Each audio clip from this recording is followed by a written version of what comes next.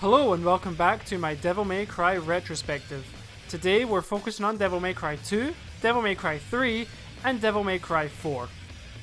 I'll try and keep this as brief as I can, but at the same time we'll be focusing on the storylines of each game, where they fit in the timeline, and generally the feel of the combat and the feel of each game. So, let's get into it. We start this list with Devil May Cry 2. It's a game I tried so hard to enjoy. I really did. I gave it a fair shot with Dante, and I gave it a fair shot with Lucia. And surprisingly enough, it's the playthrough with Lucia I finished rather than Dante. Dante was slow, sluggish, and his combos were not very fun. His big set-piece bosses really boiled down to shoot, shoot, bang, bang, and just defeat them with your guns.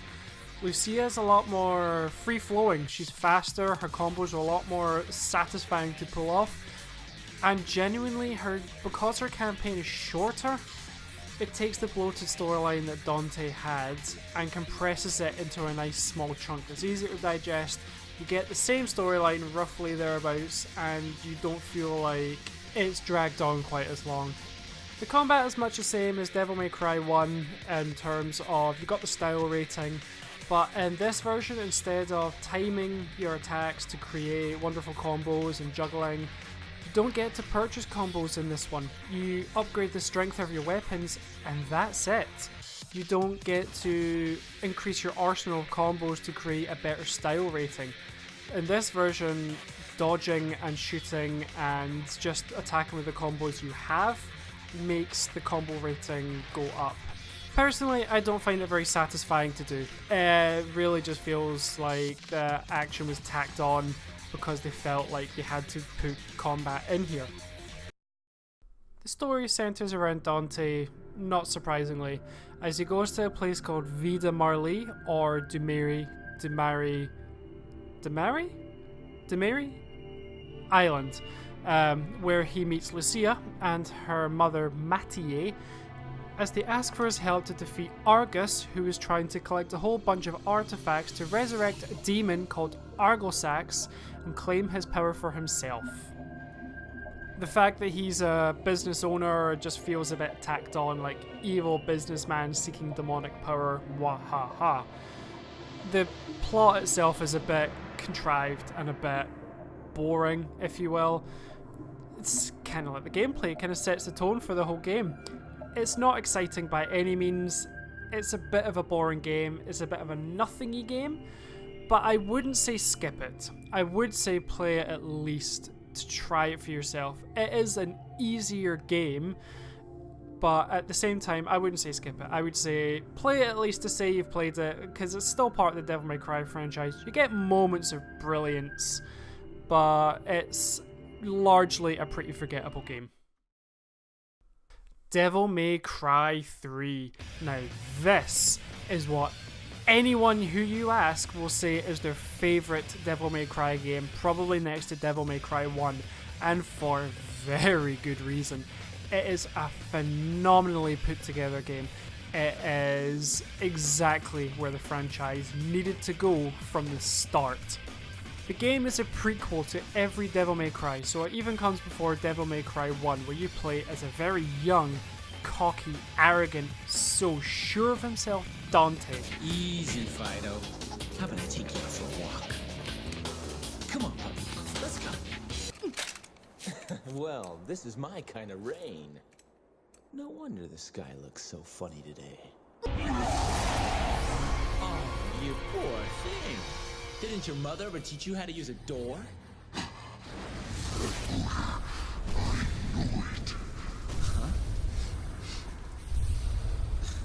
Give me a break. Tell you what, next time I'll try and wear some cologne, okay? Who has opened up a business that he hasn't even named yet, and he gets an invitation from a man who we later find out is called Arkham, who gives him an invitation from his brother to meet him.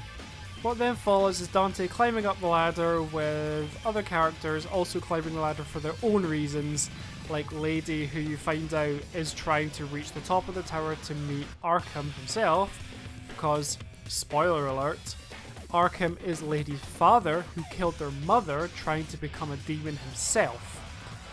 All these characters are intertwined into the story very, very nicely, and when Dante finally meets Virgil, they have a fight in the rain at the top of the tower in a very, very dramatic fashion. You sure know how to throw a party. No food, no drinks, and the only babe just left. My sincerest apology, brother. I was so eager to see you, I couldn't concentrate on preparations for the bash. And it is not a fight Dante wins. Virgil is just too strong, too powerful, too fast. He's the stronger brother. Virgil's plan is to open the portal to the demon world and let demons have free reign over the human world for what he feels is an injustice from what their father Sparta did all those years ago. All Virgil seeks is power absolute, and he will stop at nothing to get what he wants. The combat system is the same from Devil May Cry 1, making a change from the second game in the sense that the combos are back the way they used to be, time taps, and mashing the triangle button is not going to help you because it won't help your style rating at all. The first boss you encounter is the Ice Cerberus, and he is the precedent for the game, and he is frustratingly hard if you've never played a Devil May Cry game. He is a brick wall to show you what the game really is going to be like. This is not a game that holds your hand. This is a game that says, get good, fast. You get other weapons such as an electric guitar from a succubus, a pair of gauntlets from your brother who he defeats, which I find was a nice touch, showing that whilst you get powers from demons, it doesn't say that other people can't do the same. So when Virgil got the gauntlets, I thought it was a really nice touch, which you do eventually claim for yourself. The best feature about this game I can think of, and it is exactly what the franchise needed, you can equip 2 weapons at one time and swap them in between fights to really spice up your combos, because you get a triple S rating at the best, and you really have to be on your A game to achieve it. It is exactly what the franchise needed, and it makes the game so much more satisfying and fun, and it makes every fight exciting. When I was a teenager playing this on the PlayStation 2, I must have sunk 50, 60 hours into this game easily, and it's very easy to see why. The game is addictive, the game is fun, and the story is actually incredibly well done.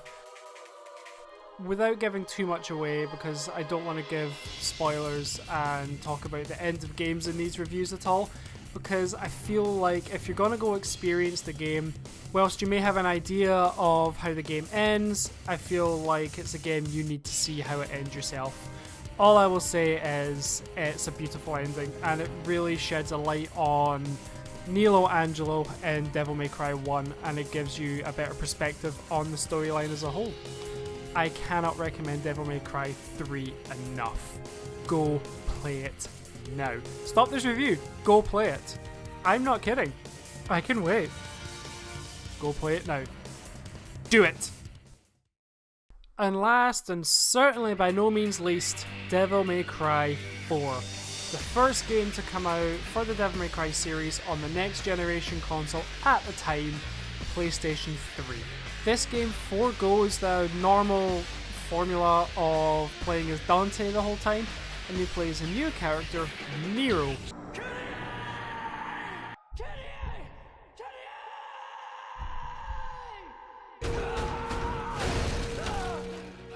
Who looks a lot like Dante, he acts a lot like Dante. A jacked up notion of fair play, pal. And it's beginning to piss me off. But he's not Dante. The game opens up with the introduction to Nero, and then you see him in his church gathering, and they start to pray when all of a sudden Dante bursts in, points a gun at His Holiness, and shoots him square in the face, making it look like Dante is genuinely the bad guy in this game, which was a really ballsy move from Capcom. But at the same time, most people thought it wouldn't last. There was obviously a reason Dante kills His Holiness in the face, with a gun, with blood on his face. They went over the top to try and make it look like he was the bad guy. but anyone who's played Devil May Cry knows he's not going to be the bad guy. It was a nice touch that the tutorial to the game is fighting Dante, and you get a whole bunch of cutscenes and a whole bunch of ass kickery ensues to make sure you understand the basics of the game before you get into the game itself, which was a nice touch. As Nero, your weaponry doesn't really change. You have the red rose sword and you have the blue rose handgun. And that's all Nero ever uses. He has his devil arm, which you can upgrade, and you can give him a whole bunch of combos and a system which I praised this game for from the start. It used to be red orbs was the entire currency for combos and items. In this game, you have proud souls for combos and red orbs for items. It was, in my eyes, the best mechanic they added to this game. It means you don't have to sacrifice items for combos and combos for items. You get a choice as to what you pick, and you're not wasting red orbs on items when you really needed that combo, but you also really needed a green star to get you through a boss fight. You can have both. Boss fights in this game are just as big and bombastic and beautiful as ever, but the only issue I have is you fight them 3 times. I love a good boss fight, but fighting the same boss 3 times is grating as fuck. You fight them once as Nero, you fight them once as Dante, and then you fight them once again as Nero. So you're playing through the game as Nero, you get betrayed by Credo, who has to take you in for his holiness once they find out that you have demonic power in your hand. It seems like you are the descendant of Sparta, which even nowadays people are speculating, but it's never been in the game canonized that Nero is Virgil's son. But from what I'm aware of, people are pretty much saying he is Virgil's son, but until the game flat out tells me, I'll hold my reservations on that one. You have a fight with the scientist guy, and then he corners you with the angelic guards that he has, and all that does is really piss Nero off, and he finally breaks through his shell and hits the devil trigger. He fixes Yamato, and then he finally has the power of the devil that he was really going to have, that he didn't have from the start. This gives you the ability to trigger Devil Trigger throughout the game, which increases your strength and really gets you out of a tight spot when you're needing it. As you finally progress through the game and you meet Dante for the second time, and you have to fight him again, and I hated this fight. I get it, you're fighting Dante, but this is one of the hardest fights I can remember fighting in a game for quite a long time. This is my reaction after having to trying to fight him for the 3rd or 4th time. Not long after that, Nero gets incapacitated and you take over as Dante. Now in Devil May Cry 3 you had the choice of 4 classes: Gunslinger, Royal Guard, Trickster or Swordmaster, and you have to choose which class you really want to main as in Devil May Cry 3. In Devil May Cry 4 you can swap in between each class on the fly, which was awesome. It was so much fun. Add to that, whenever you beat the bosses, as per usual, and you get new weapons, as per usual with Dante, and it feels like Devil May Cry 3 again on the PS3, and it was a wonderful touch, and it was fun to play as Dante again. Even if you don't get to play as Dante for very long, take back over as Nero, and then you finish the game. I'm not going to tell you the ending, as of course I don't want to spoil the game for people who haven't played it yet. Whilst it may not be as good as Devil May Cry 3, it's still an incredibly fun game. The graphical upgrade onto the new hardware was easy to see with the new locations, with the deep, lush jungles and the beautiful snowy areas and the castles. It is just a beautiful game to look at. Even nowadays, even though this game's nearly 6 years old, it still looks good, it still plays good, and I would still thoroughly recommend it. I believe you can get the upgraded version for the PlayStation 4, or you can get the original version for the PlayStation 3. Both versions are wonderful, and both versions are worth picking up. So to put the timeline into perspective, it goes Devil May Cry 3, Devil May Cry 1, Devil May Cry 4, Devil May Cry 2. And then finally, the new game that's coming out on Friday, Devil May Cry 5, finally takes place after Devil May Cry 2. So I am genuinely excited to see if they'll finally include Lucia into another game, or if they're just gonna have her as a reference, or if they're gonna have other playable characters. I have never been more excited to be a Devil May Cry fan, and it's genuinely a joy knowing that this franchise is continuing again, and I can't wait with all the other fans of Devil May Cry to enjoy this game once more. Thank you so much for taking the time to watch my retrospective on my opinions on the games, which, if you haven't picked up by now, my opinions are these games are fantastic. Even Devil May Cry 2 is worth a play. I cannot recommend this franchise enough. It has been with me since I was a teenager, and is going to be with me well into my adulthood as well. So, thank you so much for watching. Please don't forget to like, share, and subscribe if you've enjoyed these videos, and I will see you for Devil May Cry 5.